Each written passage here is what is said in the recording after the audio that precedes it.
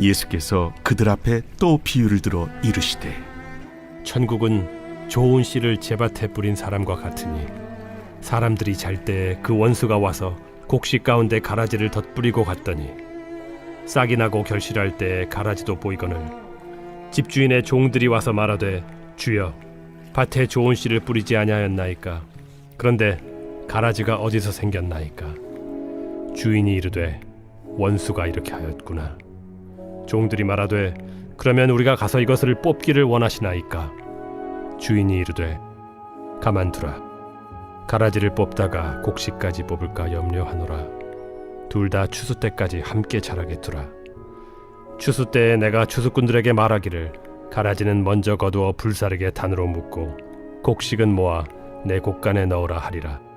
자, 오늘은 마태복음 13장 24에서 30절이에요. 제목이 혹시 무엇일까요? 마귀는 왜 가라지를 뿌리는가? 제목이 조금 지난주랑 비슷하죠? 지난주 제목은 뭐였을까요? 누구를 위하여 씨를 뿌리 네. 센스는 항상 최고세요. 우리 지금까지 비유 8번째예요.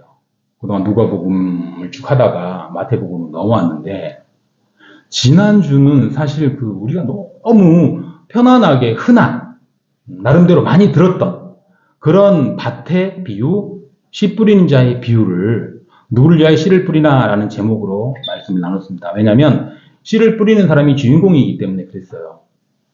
지난주 설교를 간단하게 요약하자면 우리는 전부 다 나쁜 밭인데 하나님이 좋은 씨를 뿌려놓고 자라게 하시고 수확하시면서 너희들이 자라게 하고 너희들이 좋은 땅이어서 좋은 밭이어서 이 알곡이 맺혔구나 하고 그 모든 은혜를 우리한테 준다고 했어요.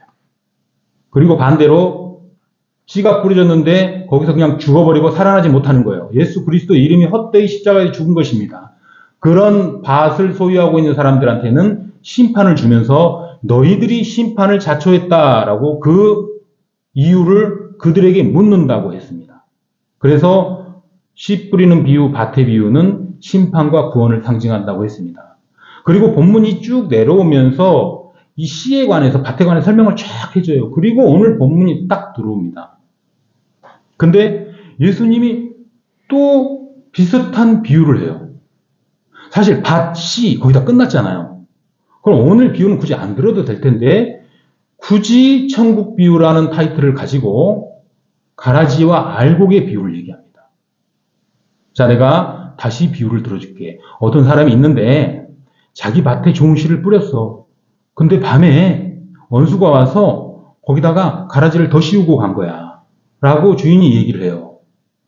그리고 그 다음날 이 가라지가 자라니까 종들이 보고 뽑아버릴까요? 그랬더니 아니, 뽑지 마라. 뽑다가 알곡이 상할까 걱정이 된다. 그래서 안 뽑아요. 그리고 나서 마지막으로 추수 때 추수꾼을 시켜서 전부 다 모아서 불태우고 곡간에 집어넣을 거야 하고 오늘 에피소드가 끝납니다.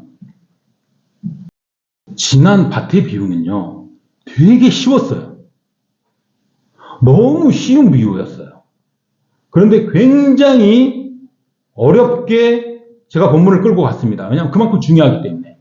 근데 오늘 본문은 되게 쉬운 것 같은데 되게 어려워요. 왜냐하면 앞뒤 문맥에 연결점이 없어요. 그냥 툭툭툭 던지고 가세요, 예수님이. 그러니까 여기서 뭔가를 찾아내가지고 비유를 화답하기가 너무 어려운 본문이 사실상 오늘 본문이에요. 여러분, 제가 비유 시작할 때 비유를 왜 한다 그랬죠, 예수님이? 제자들에게 어떤 상황에 대해 설명을 해줬어요. 근데 제자들이 못 알아듣는 거예요. 그래서 내가 자세히 풀어서 설명해 줄게. 이걸 비유라고 하는 거야. 그러면서 천천히 풀어주는 거예요. 보충학습을 해주는 게 비유의 시작입니다. 그런데 결과는 알아듣는 제자들이 있고 그렇게 풀어줬는데도 못 알아듣는 사람들이 있다는 거예요. 그래서 이 비유가 감춰진 비유가 돼버리는 거예요. 그렇게 풀어줘도 못 알아듣는구나. 아는 사람은 알고 모르는 사람은 모르는구나. 이것이 천국의 비밀이다. 아무리 풀어줘도 모른다. 그래서 이게 비유다라고 얘기하는 것입니다. 자, 오늘 이 어려운 본문을 가지고 비유를 또 한번 풀어야 되는데요. 천국, 알곡, 가라지. 대충 우리가 씨와 밭에 대해서는 얼핏 얘기하고 이것도 대충 알 것 같아요. 과연 여기 어떤 비유가 있는지, 하나님이 이 본문을 통해서 우리에게 무엇을 알리고자 하는지 깨닫는 귀한 시간이 되시기를 바랍니다.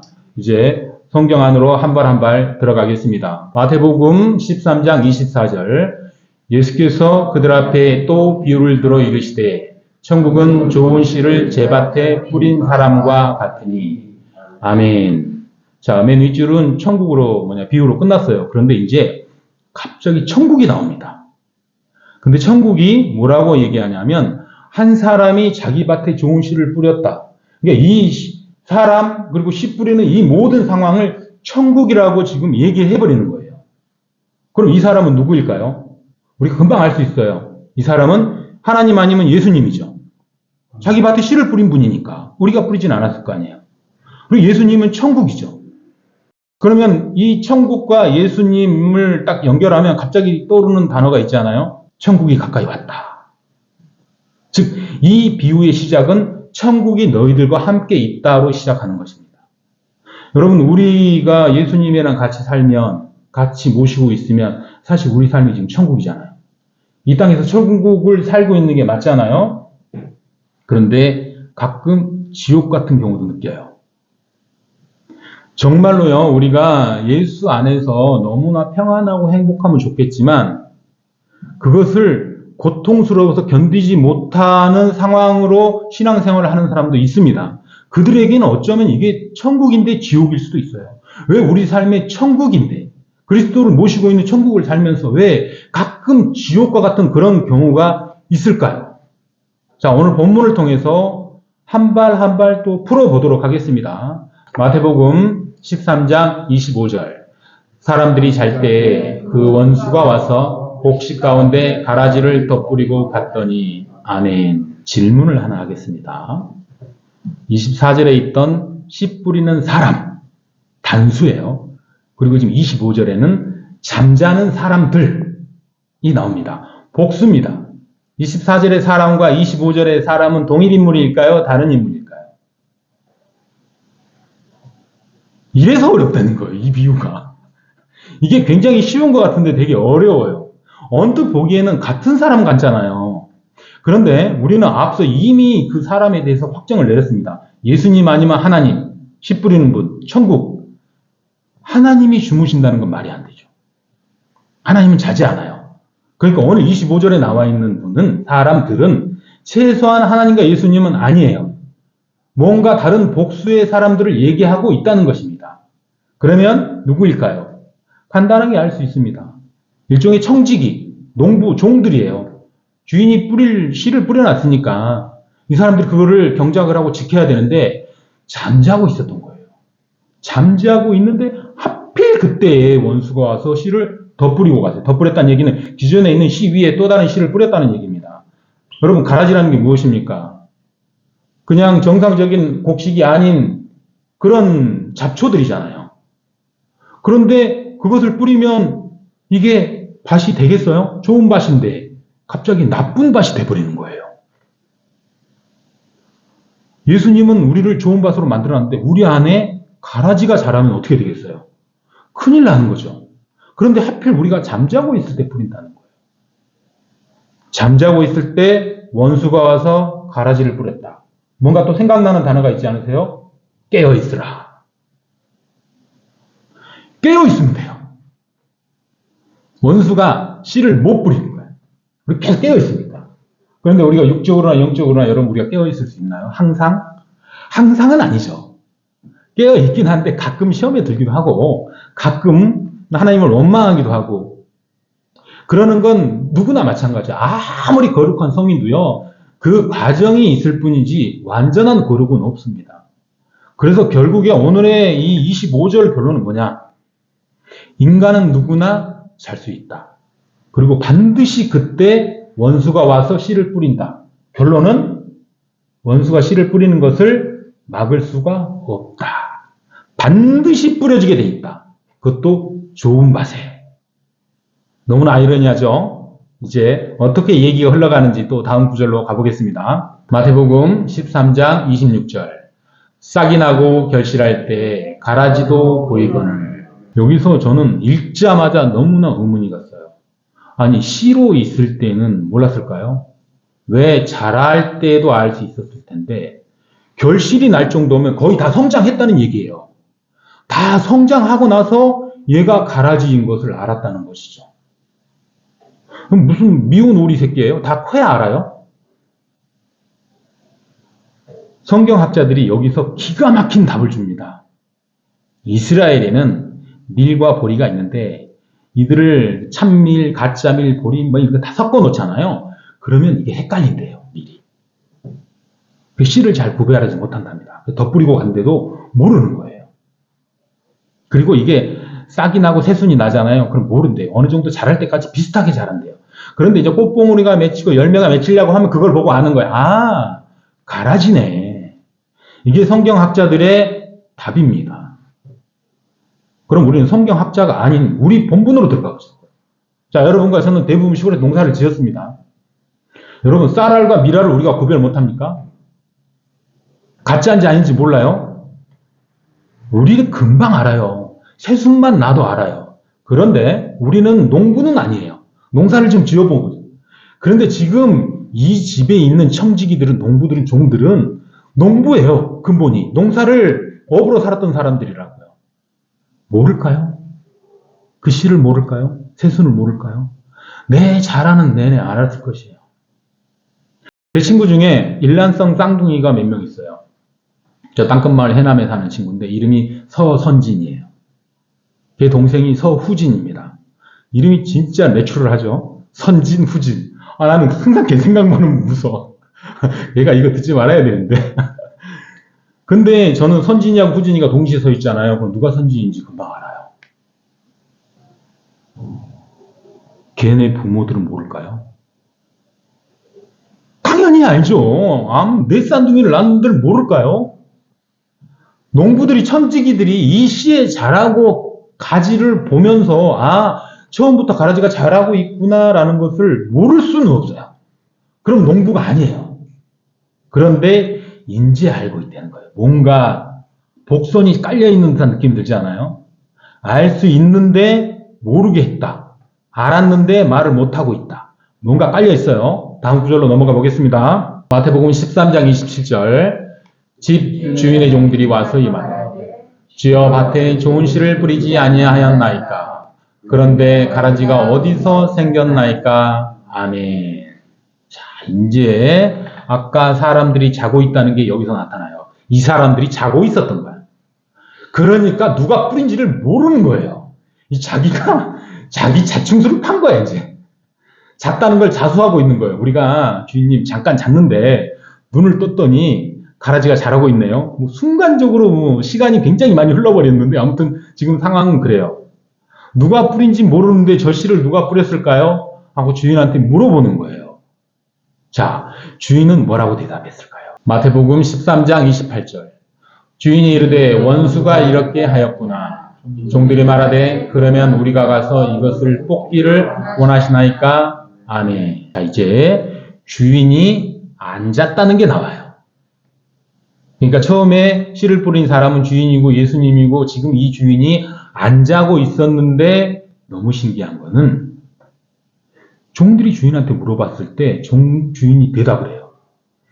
야, 너희들이 다 잘 때 말이야. 나는 안 자고 있었다. 근데 원수가 와서 이 좋은 밭에 가라지를 더 뿌리고 가더라. 자, 여러분 이제 한번 질문 나와야 되냐? 우리가 이 주인한테 질문을 해야 돼요. 뭐 하고 있었어 그때? 뿌릴 때 주인님은 뭐 하고 계셨냐고. 우리는 잠이나 자고 있었지. 주인님은 보고 있었는데 왜 안 막았어? 아니, 이 좋은 밭에 씨를 뿌리는데 안 막고 직무유기 아닙니까? 안 막은 거겠죠?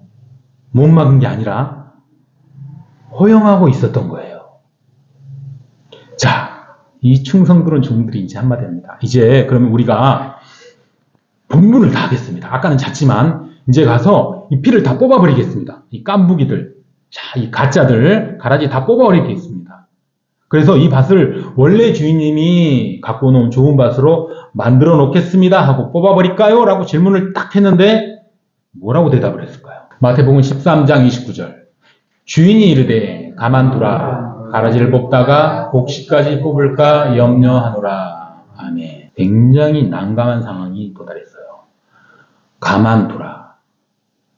그냥 곡식이 자라는데 가만두라. 요 정도가 아니에요. 헬라어 원어는 용서해라, 용납하라, 허용하라라는 뜻이에요. 무조건 참아라.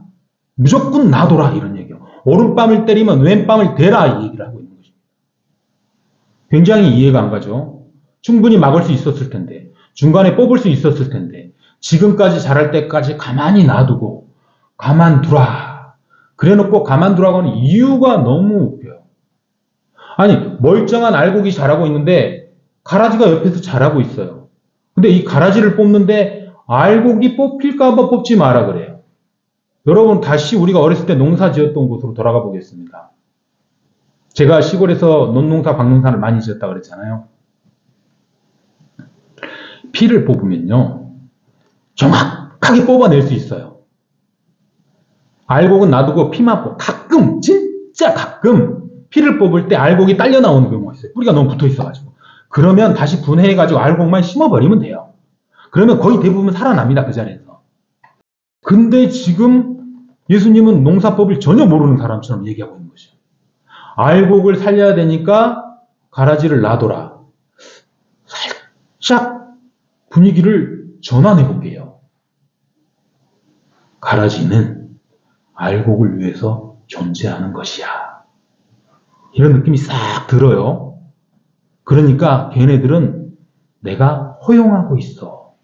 너희들이 뽑으면 안 된다. 이제 다음 구절로 넘어가겠습니다. 마지막 절입니다. 마태복음 13장 30절 다 같이 읽겠습니다.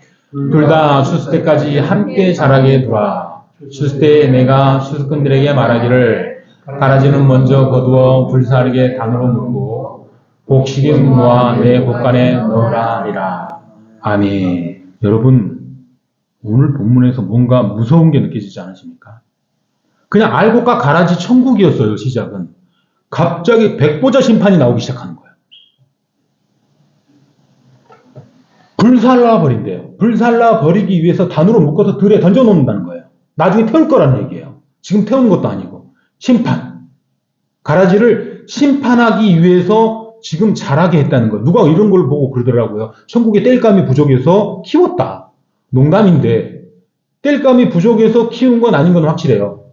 그리고 알곡은 묶어서 곳간에 집어넣는 거예요. 구원. 심판과 구원이 좋은 밭에서 일어나고 있는 것이에요, 지금. 그런데 이 일을 종들한테 시키지 않고 농부한테 안 시키고 추수꾼들이라고 또 다른 그룹의 사람을, 천사를 나중에는 이렇게 표현이 되는데 모아가지고 그들로 하여금 추수를 하게 만들어요. 오늘 비유는 여기서 그냥 끝나버렸습니다. 너무 이해가 안 가지 않습니까? 시작부터 너무 이해가 안 가요. 하나님께서는 좋은 씨를 뿌려놓고 가라지가 자랄 때 막지도 않고 자라게 놔두고 그리고 다 자랐는데도 심판 때까지 또 기다리는 거예요. 그나마도. 심판이 언제 올지 모르잖아요. 정말로 만년 뒤에 올 수도 있잖아요. 그때까지 가라지는 우리 안에서 계속 자라고 있는 거예요. 여러분과 저 안에서. 그러니 우리 안에서 천국과 지옥이 왔다 갔다 하는 거예요. 천국을 사는데도 불구하고. 하나님은 왜 이 가라지를 이 좋은 밭에 알곡과 같이 자라는 것을 허용하고 계실까요? 몰라서 그런 건 아니라는 건 확실하죠. 그것을 알기 위해서 구약으로 한 에피소드로 넘어가 보겠습니다. 다 같이 읽겠습니다. 욥기 2장 6절. 여호와께서 사탄에게 이르시되 내가 그를 내 손에 맡기노라. 다만 그의 생명은 해하지 말지니라. 아멘. 욥은요, 당대에 정직하고 온전한 사람이다라고 하나님이 직접 평을 내린 사람이에요. 이 사람이 하나님만 바라보고 너무나 잘 살고 있어요. 그러니까 우리가 보통 시험을 당해서 고난을 받을 수 있고 하나님이 우리를 떠날 수도 있고 우리가 세상과 하나 돼서 뭔가 벌을 받을 수도 있어요. 근데 욥은 이 모든 조건에 허락되지 않는 사람이에요. 흠이 없는 사람이었어요. 그런데 참소하는 마귀가, 사탄이 욥을 하나님께 참소하니까 하나님이 해봐라. 가라지 뿌려봐라. 허용을 하시는 거예요. 그랬더니 이 마귀가 이제 막 밭에 가라지를 뿌리는 것이죠. 오늘 제목이 여기서 나오는 것입니다. 왜 뿌리는 걸까요? 가라지가. 욥이 하나님만 바라보고 있는 거예요. 하나님만 찬양하고 하나님만 경배하고 있는 거예요. 그러니까 이 마귀가 이게 싫은 거예요. 자기도 대단한 권력을 갖고 있는데 자기도 경배를 받고 싶은 거예요. 자, 내가 경배를 받기 위해서는 어떻게 돼야 돼요? 경배를 받고 있는 분을 밑으로 내려가게 해야 되잖아요. 그래서 하나님을 무시할 수 있는 욥을 만들고 싶은 거예요. 그래서 가라지를 막 뿌립니다. 심어놔요. 이 가라지가 욥 안에 들어가서 욥의 신앙심이 무너지길 바라는 거예요. 그러면 하나님을 경배하지 않고 당연히 가라지와 하나가 되어 사단을 경배하겠죠. 북극의 높은 보좌에 앉아 자기가 하나님의 자리를 차지하고 싶은 거예요. 마귀가 가라지를 뿌리는 이유는 하나님보다 우월한 존재가 되고 싶어서 뿌리는 것입니다. 아담이 선악과를 먹을 때 뱀이 그랬어요. 이거 먹으면 하나님 같아져. 그러니까 먹어요. 그때 마귀가 아담 안에 들어가는 것입니다. 인간의 욕심이 자기가 올라가고 하나님이 내려가는 거예요. 자, 하나님이 여기 있고 내가 여기 있는데 내가 하나님과 같아진다는 게 무슨 뜻이에요? 내가 올라간다는 얘기잖아요. 내가 올라갔다는 얘기는 상대적으로 하나님 내려갔다는 얘기입니다. 인간이 하나님의 자리에 올라가고 싶었던 마귀의 심성을 갖고 있었던 거예요. 그 심성을 뱀이 만들어낸 것입니다. 지적한 거예요. 드러내버리는 거예요. 인간 안에 있는 욕심을. 그렇게 사단은 창세 때부터 욥 때 지금까지 가라지의 비유까지 계속 뿌리고 있는 거예요. 가라지를. 이 좋은 땅에. 성경학자들이, 조직신학자들이 이 사단의 행위에 대해서 이런 말을 해요. 사단이 어떤 행위를 하는 것은 하나님이 하나님의 허용 범위 안에서 자유우주를 준 것이다. 이 허용 범위를 넘어가지 못하는 것이죠. 자유우주를 가지고 자기 마음대로 막 가라지를 뿌렸는데 결국에는 하나님 손바닥 안에 놀고 있었던 거예요. 하나님은 다 알고 있었던 거지. 근데 자기는 막 열심을 부려본 거예요. 결국에는 가라지는 사단은 도구로 사용된 것이에요. 제가 이걸 가지고 이제 한 가지 이론을 만들었어요. 어항 이론이라고. 하나님 어항을 만들어 놓고요. 이 세상을 만들어 놓고 이 안에 물고기들을 잔뜩 집어넣습니다. 물고기들이 서로 사랑과 전쟁을 해요. 결혼도 하고 양육도 하고 출산하고 다스리고 번성하고 다 해요. 그런데 어항을 못 벗어나요. 이 안에서 완전한 자유를 누리고 사는데 어항을 벗어날 수가 없어요. 어느 하나님께서 이 어항을 들고 햇볕에 놓으면 이들은 태양을 보는 것이고 달빛에 놓으면 이들은 밤을 보는 것이에요. 그리고 어느 날 하나님이 노아의 벙처럼 화가 나서 부셔버리면 온 인류가 다 죽어버리는 것입니다. 이 어항 정도밖에 안 되는 거예요. 우리 인생 자체가. 이 안에 사단도 들어가 있는 것이에요. 혹자들이 이런 얘기를 합니다. 이 세상은 사단과 하나님의 전쟁터다. 싸움이다. 마귀와 천사들의 싸움터다. 언뜻 들으면 말이 돼요. 근데 여러분, 하나님은 창조주고 사단은 피조물이잖아요. 피조물과 창조주가 싸운다는 건 말이 안 됩니다. 항상 생각해도 이건 말이 안 돼요. 피조물인 사단은 하나님의 큰 구속사에 하나의 도구로 사용되고 있는 것이에요. 오늘 이 비유는 그것을 보여주고 있는 것입니다. 그래서 사단과 함께 가라지와 함께 자라고 있는 너희들은 심판에 들어갈 것이야 라고 선포를 하는 거예요. 그리고 좋은 씨를 뿌리는 주인과 함께 예수님과 함께 자란 알곡인 너희들은 구원에 들어가게 되는 것이다 라고 심판과 구원을 오늘 비유를 통해서 선포하는 것입니다. 너희들 그것을 알아라 라고 얘기를 해주는 것이에요. 여전히 누구는 알아듣지 못하고 누구는 알아듣지만, 자, 그러면 이 씨를 뿌리는 주체, 사단이 씨를 뿌리는 주체를 우리가 꼭 사단이 뿌렸다, 마귀가 뿌렸다, 원수가 뿌렸다라고만 알고 있어요. 진짜로. 거의 100에 99은 다 그렇게 알고 있어요. 과연 이 씨를 누가 뿌렸을까요? 진짜 사단이 뿌렸을까요? 행위는 사단이 했어요. 근데 그 근본은 누구한테 있을까요? 어항 이론에 의하면 이 모든 세상의 통제권은 하나님이 갖고 계시죠. 욥을 건든 것도 사단이지만 하나님이 허용해서 건드렸어요. 자, 그게 성경에 나와 있습니다. 예레미야 31장 27절. 다 같이 읽겠습니다. 여호와의 말씀이니라. 보라, 내가 사람의 씨와 짐승의 씨를 이스라엘 집과 유다 집에 뿌릴 날이 이르리니. 아멘. 사람의 씨를 뿌리는 것은 인자, 사람, 예수님이 뿌리는 거고요. 좋은 씨를 뿌리는 거고요. 그게 이스라엘 집과 유다 집에 뿌리는 거예요. 좋은 밭에 뿌리는 것입니다. 그리고 사단이, 원수가, 마귀가 와서 나쁜 씨, 짐승의 씨, 가라지를 뿌리는 것이에요. 근데 이것을 하나님이 계획하고 실행하겠다라고 에레미야를 통해서 얘기하고 계시는 거예요. 하나님이 직접 뿌리진 않습니다. 하나님은요, 말씀도 선지자를 통해서 뿌리고요, 예수님을 통해서 뿌리고, 인자와 아들을 통해서 뿌리고, 교회를 통해서 뿌립니다. 그리고 가라지도 사단을 통해서 원수, 마귀를 통해서 뿌려요. 이 모든 것의 중심이 하나님에 있고 하나님의 모든 통제권을 갖고 있다라고 이 에레미야 본문이 얘기하고 있는 것입니다. 이제 말씀을 맺겠습니다. 사랑하는 성도 여러분, 우리가 이해할 수 없는 이 일들, 아무리 생각을 해도 이건 아니지요 라고 생각하는 일들이 우리 삶 속에서 일어나요. 그런데 그 모든 것이 하나님의 통제 아래에 있다라고 생각하면 하나도 두렵지 않습니다.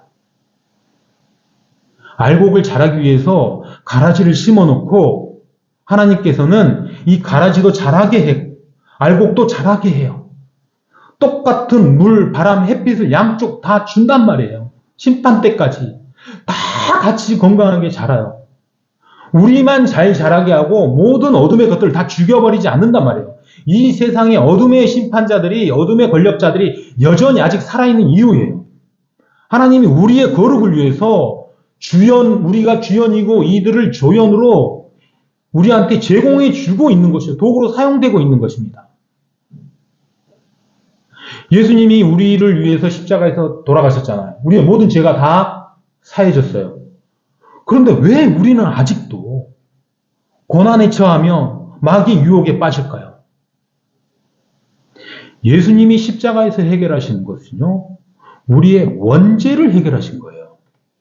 즉, 마땅히 죽어야 될 자를 구원에 이르는 구속을 완성하신 거예요.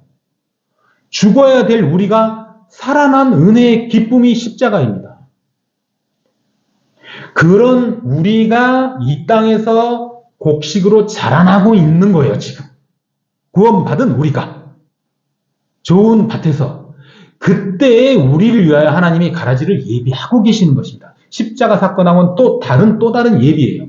그렇기 때문에 반드시 이 씨는 뿌려져야 되고 반드시 우리가 자랄 때 같이 자랄 것입니다. 우리의 모든 일상을 통해서 가라지가 우리를 간섭하고요. 간섭할 때마다 우리는 더더욱 고난에 처하고 시험에 빠져들겠지만 그럴 때일수록 믿는 자들은 하나님을 의지하게 된다는 것이에요. 그래서 그것을 통해서 하나님이 영광을 받는 것입니다. 사랑하는 성도 여러분, 도저히 밭이라고 할 수 없는 우리에게 씨를 뿌리고 하나님이 병작을 하시면서 좋은 밭이다 라고 불러주시고요.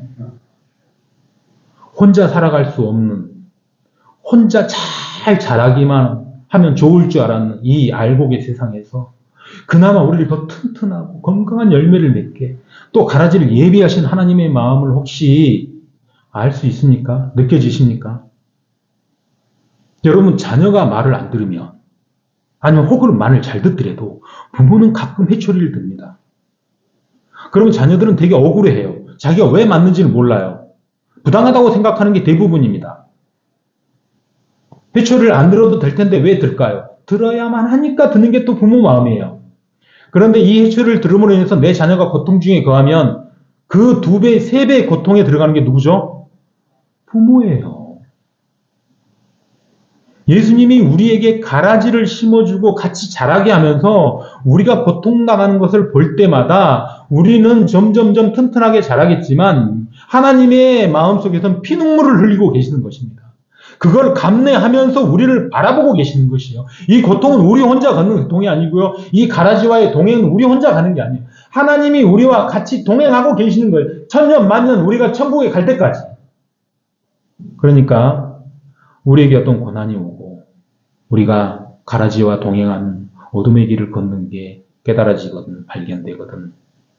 하나님은 우리와 더 힘든 길을 가고 계시면서 우리를 위해서 이 길을 또 이끌어가고 계십니다. 그래서 너무 감사합니다. 무엇로 우리가 하나님 은혜에 감사를 드려야 될까? 하나님 드릴 게 없으니까 그냥 찬양만 하겠습니다. 그냥 감사의 기도만 하겠습니다. 사랑하는 성도 여러분, 우리 삶 속에서 구원은 받았지만 가라지는 없어지지 않습니다. 하나님의 예비 안에 있기 때문에 그렇습니다. 그냥 그들을 인식하고 하나님을 바라보며 살아가는 저와 여러분이 되시기를 예수님의 이름으로 축복합니다. 아멘.